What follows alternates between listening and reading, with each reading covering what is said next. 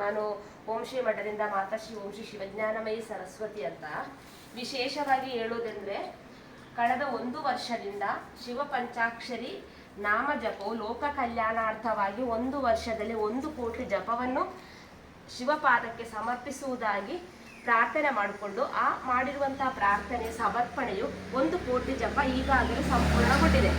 ಅದರ ಪ್ರಯುಕ್ತವಾಗಿ ಇದೇ ಬರುವ ಫೆಬ್ರವರಿ 18ರಿಂದ 22ರವರೆಗೆ ಓಂ ಶ್ರೀ ಮಠದಲ್ಲಿ 5 ದಿನಗಳಲ್ಲಾಗಿ, ಅಂದರೆ ಫೆಬ್ರವರಿ 18ರಿಂದ 22ರವರೆಗೆ 5 ಲಕ್ಷ 5 ದಿನ ಶಿವ ಪಂಚಾಕ್ಷರಿ ಹವನವು ನಡೆಯಲಿದೆ.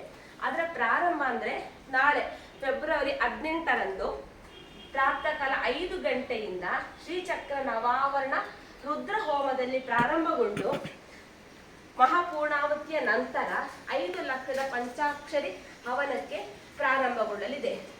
ಇದು ಲೋಕ ಕಲ್ಯಾಣಾರ್ಥವಾಗಿ ನಡೆಸುವಂತ ವಿಶೇಷ ಅನುಷ್ಠಾನವನ್ನು ತಾವೆಲ್ಲರೂ ತಮ್ಮೆಲ್ಲರ ಪ್ರಾರ್ಥನೆ ಈ ಮಹಾಯಾಗಕ್ಕಿರಬೇಕು.